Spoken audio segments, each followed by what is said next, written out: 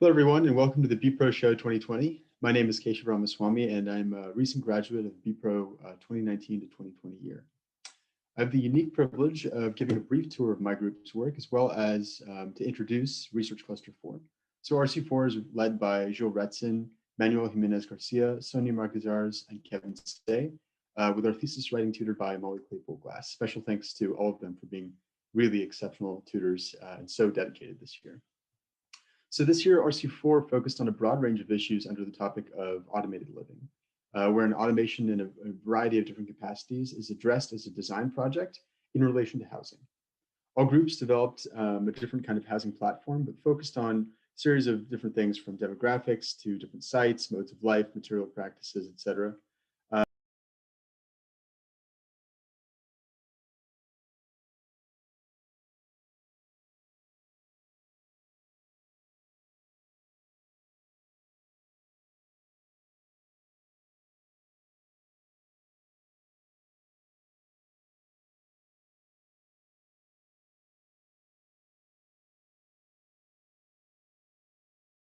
In our space here on the BPro website.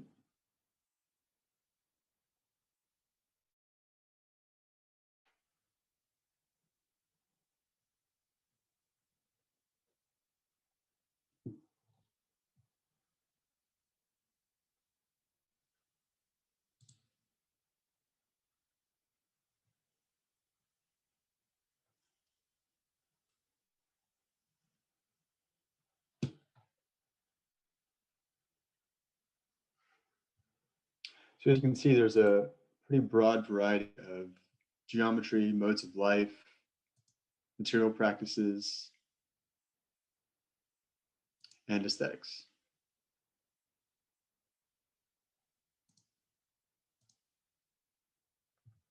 So my group's project was called Public Parts. Public Parts is situated within the context of digital platforms and the precariousness of life associated with gig work and freelance work.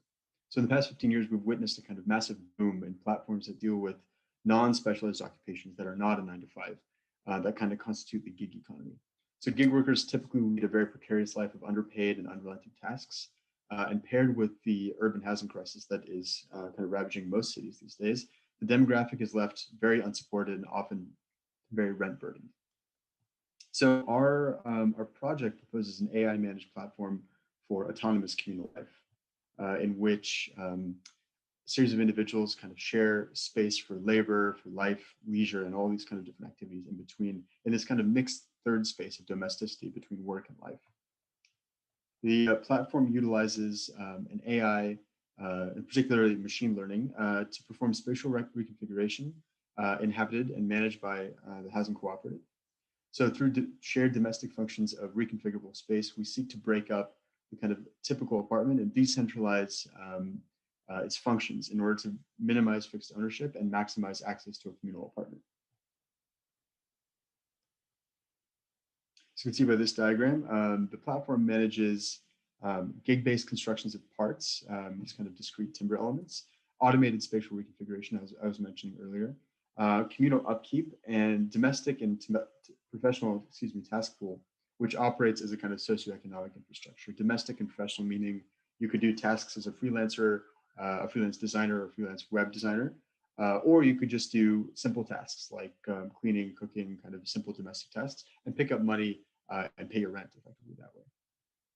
So this results in a kind of circular economy in which the environment adapts to the behavior of an inhabited community while providing gig work opportunities. So tenants basically do a variety of different tasks where they pick up them on the app, basically.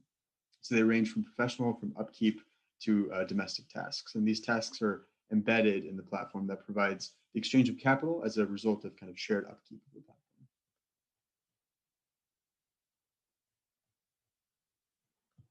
So Public Parts also seeks to reconfigure these kind of large wall-like parts that organize and reorganize space according to use and also tenant requests.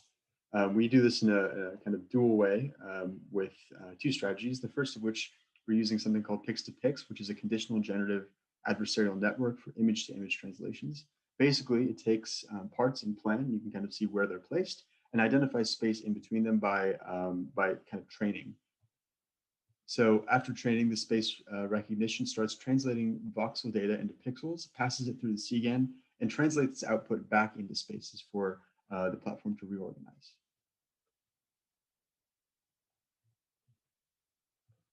The second portion of this is kind of the reconfiguration part. So the internal reconfiguration of the building is achieved by defining the parts as machine learning agents that share the same behavior brain.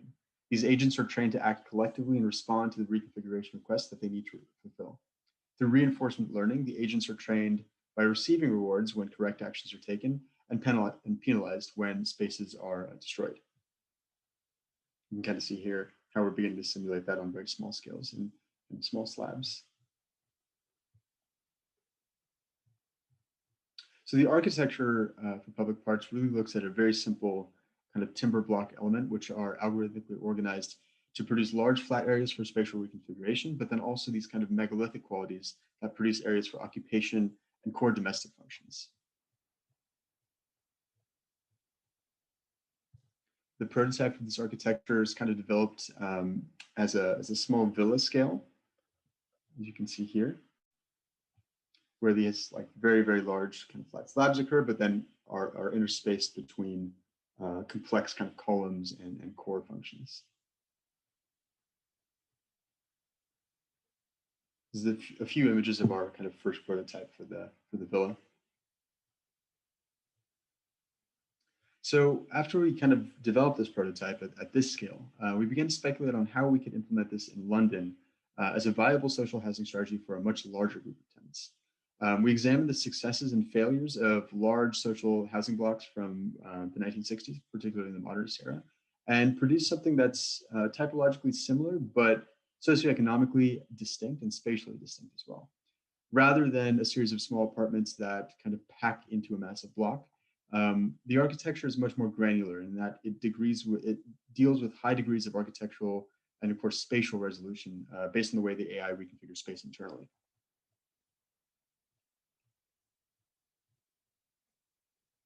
So the final manifestation of the project is this kind of like large bar block typology with community gardens, communal space kind of nested in between, and then also on the kind of periphery of the building. And through various lenses of automation and architecture, public parts establishes a spatial and kind of social infrastructure rather than just a piece of architecture or a piece of housing. This is a piece of infrastructure, one in which individuals kind of produce the culture of autonomous communal life through various modes of work, various modes of life, kind of all blended into this hybridized space where space is reconfigured on a kind of local basis, but then allows tenants to use space and kind of give up space as they need to back to the common. And with that, I'll wrap it up. There are a lot of video clips on our page as well as kind of narrated content, so we can kind of you can kind of see some of the more detailed drawings, diagrams, and animations that we've been working through the project. And I really, really strongly encourage all of you to guys check out the work from RC4, as well as all the clusters. With the pandemic this year, it's been such an exceptional year and such an honor to work alongside many, many talented peers and now close friends. So thank you for joining me, and I hope you all enjoy the show.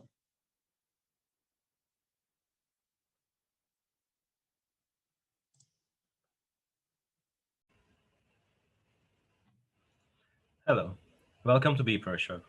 My name is Baris Erdincer.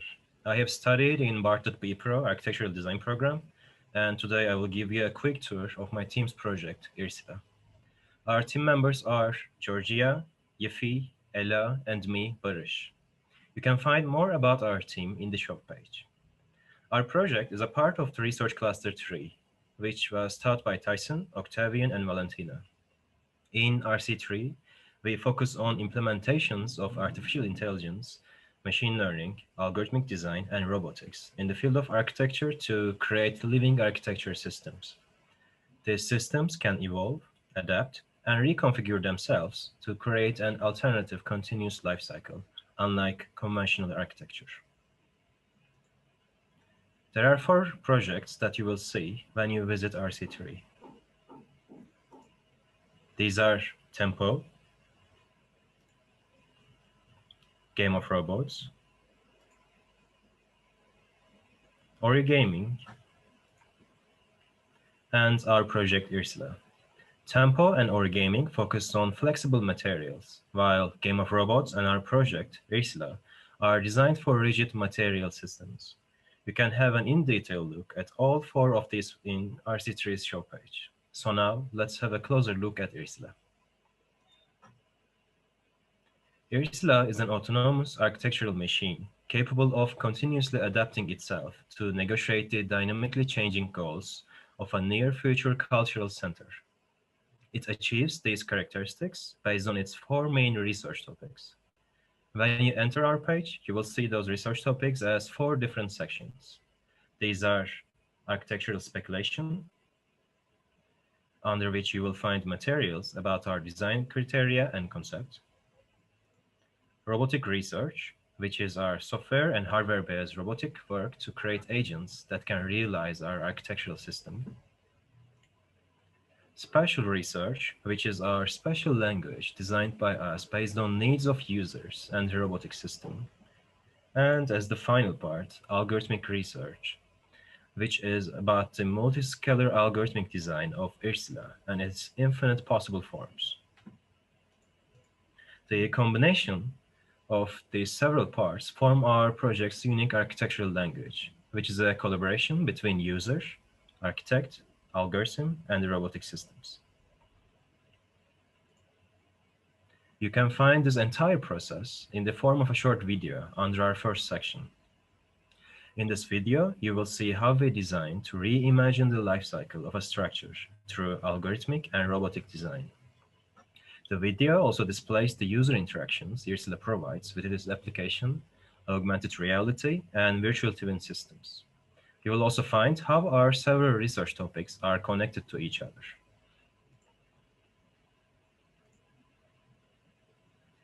You can also experience one of the several forms the structure can take in panoramic view and have a first-person look inside some of our spaces.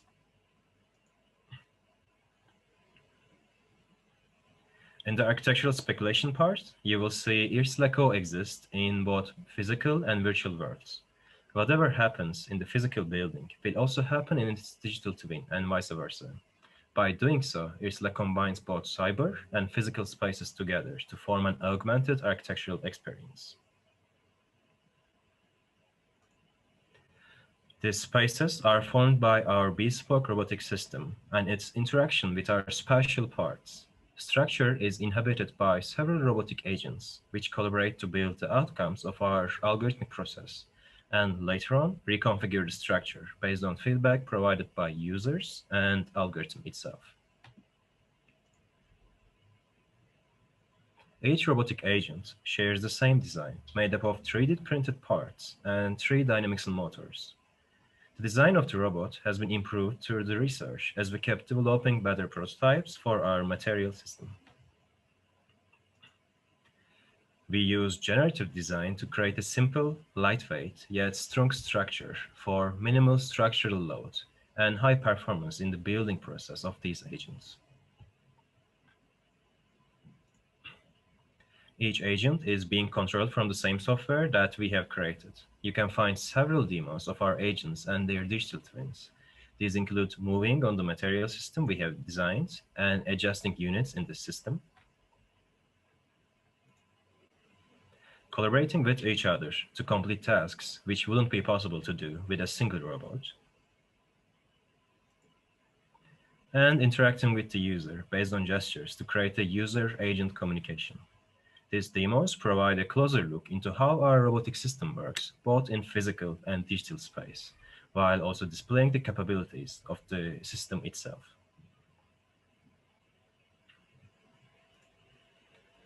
Robotic agents are also trained via machine learning algorithms to navigate and collaborate better in spatial environments we have created, which brings us to our next part, spatial research.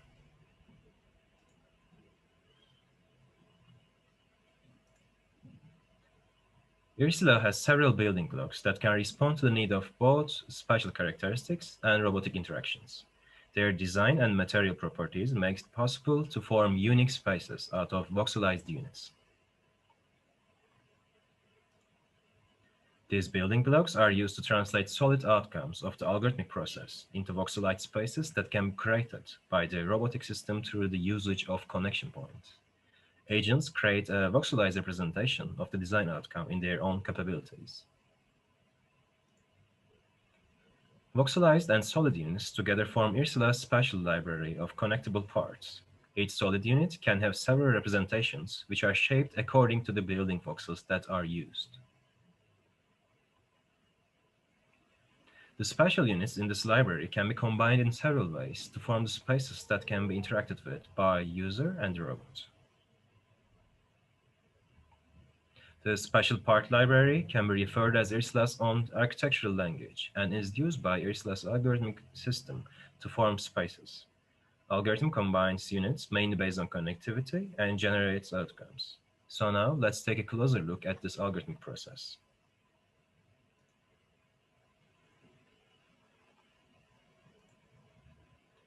Under algorithmic research section, you can check our video to see entire algorithmic design process from spatial planning to spatial assembly. Spatial planning and spatial assembly algorithms work in two different scales. Planner puts constraints for space properties, while assembly algorithm works through those constraints to generate outcomes.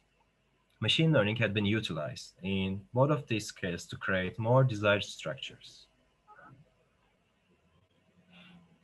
As a result of this design process, Ursula can create infinite outcomes of several sizes and characteristics by using its language of parts. These structures are just a small selection of possible outcomes that can be created by the algorithm. They can be generated both in solid and voxelized states.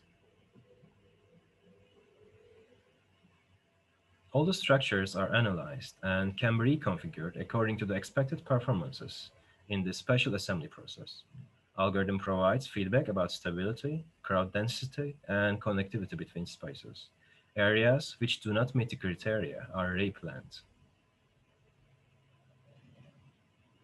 Spatial planning part of the algorithm, on the other hand, directs the assembly process by putting constraints based on spatial properties as said before. These properties are visualized by the colors and formed by the algorithm after it is trained with machine learning for planning architectural spaces. By combining these several scales together, Ursula becomes a unique living architecture system that coexists in both cyber and physical spaces. It can keep adapting through reconfiguration and learning, thus manages to satisfy the needs of a constantly changing future. Instead of being demolished, it can simply be adapted to necessities as a dynamic structure. You can check our and other teams' projects in more detail by visiting RC3 in our Digital B Pro show. As I said in the beginning, you will find 3 more projects which were designed to answer the same questions of a living architecture system with different design proposals. Hope you enjoyed this quick insight into our design research, and thanks for joining us in the Digital B Pro show. Stay safe.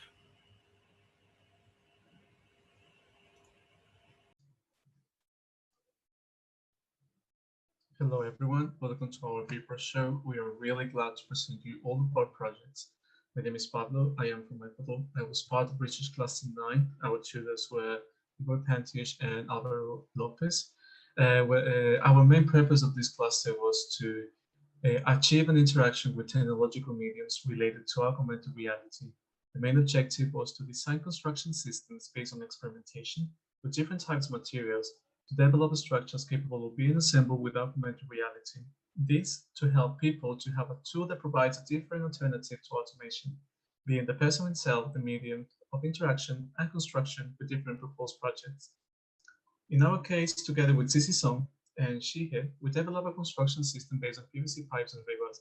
Our project is called Revent, which serves a framework to elaborate complex form of concrete. The system is easily assembled through an augmented reality application and platform for HoloLenses and mobile devices. Our project seeks to promote a self-building environment that anyone can use to construct habitable spaces, such as small houses. Finally, our project provides a quick and affordable way of construction with a global access due to its materiality and technological augmentation.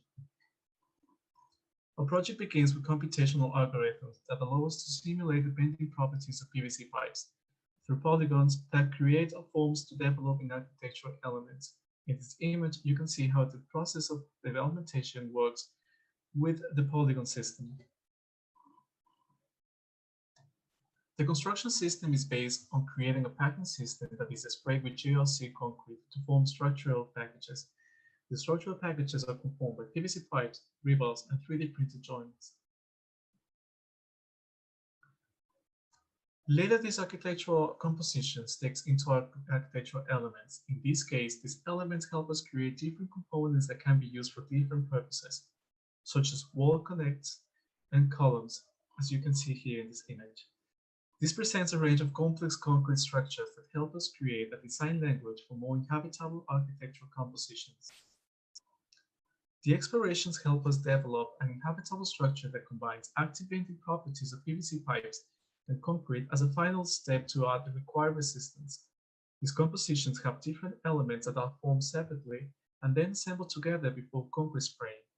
As you can see below, this detail shows how the packing system is working and the concrete is following as its framework. In order to elaborate the different components and assemble them, we designed an augmented reality application for HoloLens and mobile devices. The platform was developed with the ease of use in mind. The complexity was reduced to a single interactive menu. It has all the functions through step tutorials showing the user how to make the different components and how to assemble them through holographic visualizations. In this image, you can see the concept of our idea of the platform on the left, and on the right, the use of HoloLens. Due to their material properties, we include several steps of digitization. Each step is recognized by HoloLens through machine learning algorithms that captures the project deviations and show the next step option depending on how deviated the physical model is. At the end, you can see the preview of the concrete structure. The different spaces to be built are systematically adapted to the assembly functions presented by the platform, allowing an intuitive, dynamic, and above all, a visual use of a possible future of what a self-assisted construction might be. We tested the possibilities of the application in a real case scenario.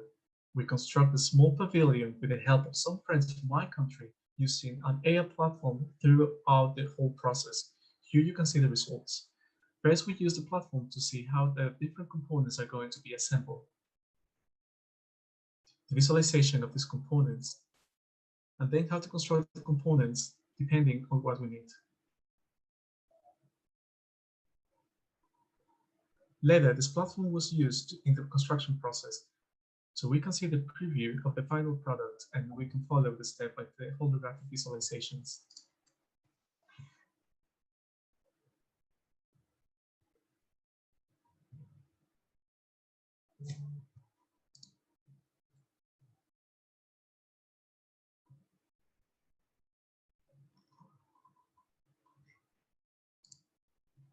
In this image, you can see all the functions that our platform has. First, by showing the materials that are going to be used for the construction of the desired object, as you can see here on the right. Also, a preview of the final input. On the left, this panel shows the steps of construction depending on the zone of the project you are working on. For example, if you are working on the foundation, you can easily access all these functions through the foundation panel. Finally, our app has the save function automatically activated. It works as a video game, which means that all the processes are being saved. When you stop constructing and need a pause or continue in the future, the app will start the process where you left it.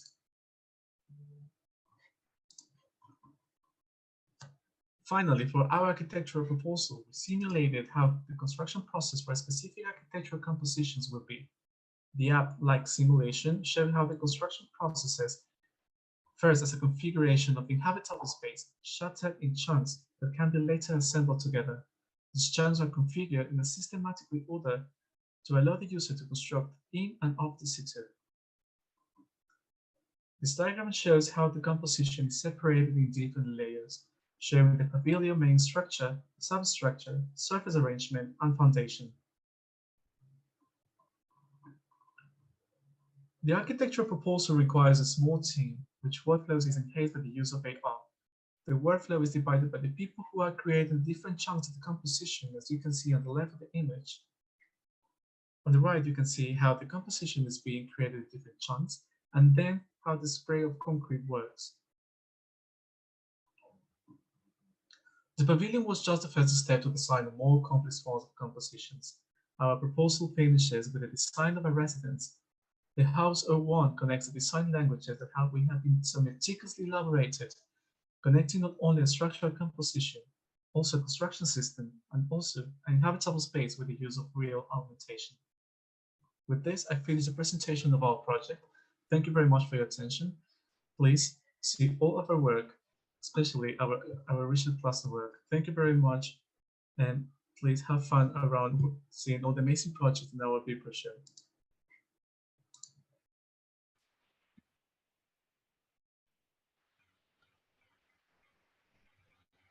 Hi everyone, welcome to the BPRO Show 2020. My name is Mooka. I'm a recent graduate from MArch Architectural Design from RC 5 and 6. This research cluster is affiliated with the Material Architecture Lab and is all about making without preconceptions. This year's research cluster theme is organic. This theme proposed a careful examination into natural materials and design systems, following the urgent call for a greener and more thoughtful approach to the environmental implications of architecture. The theme analyzed how green design strategies, material processes, and their architectural application can mitigate resource depletion and environmental degradation. This approach to ecological equilibrium is not only emphasized through our physical surroundings, but also through the conceptual, challenging how we engage with our environment. We reimagined waste as a raw material and experimented with recycling paper, fabric, and plastic bags. We looked at byproducts of the meat industry for the production of gelatin and oyster and algae farming to inform design of different scales. The results include new approaches to materiality and their design applications. Through considering their different cultures, cities, and ecologies, solutions were developed that are both widely applicable and site-specific. My project explored these topics through the development of recycled material, oystercrete, and a biological cultivated material, seacrete. The Oyster Matter is an architectural design project that put theory of circular design into practice using both physical and material prototyping and digital computation. The development of Oyster Matter, a biomaterial developed from oyster shell waste, is explored as an alternative to traditional cement. Oyster shells are rich in calcium carbonate and valuable building compound, and with over 2,300 tons of shells produced annually in the UK. The exploration of shell waste is vital in addressing ecological, economic, and societal concerns. The quicklime extraction process include heating the clean oyster shells at 1200 Celsius degree by the kiln to extract quicklime, then combined with water and aggregates to create an oystercrete material. The results of this material research include oystercrete brick prototypes with comprehensive evidence of process, material context and properties, and application possibilities.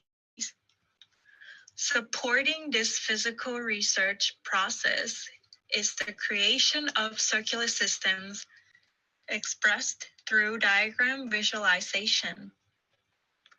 These initial outcomes offer many sustainable benefits and address the immediate concern of shell waste.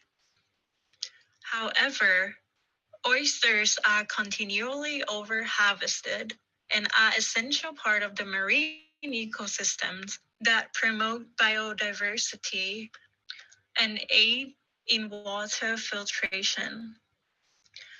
To address this issue, the project proposes using secrete, a substance which artificially cultivated by submerging steel rebar frames connected to an electrical current in the sea. Throughout the process, limestone mineral grow over the surface, resulting a thick white material that is 3 times stronger than traditional cement. The resulting architecture contribute to the restoration of marine ecosystems. This method is assessed for its low impact, material autonomy, and renewable capabilities that aid in regeneration of marine ecosystems. A series of computational design scenarios were created using secrete to inform design speculations that address climate adaptation, clean energy, and economic viability, offering an alternative solution for the future of architectural materials.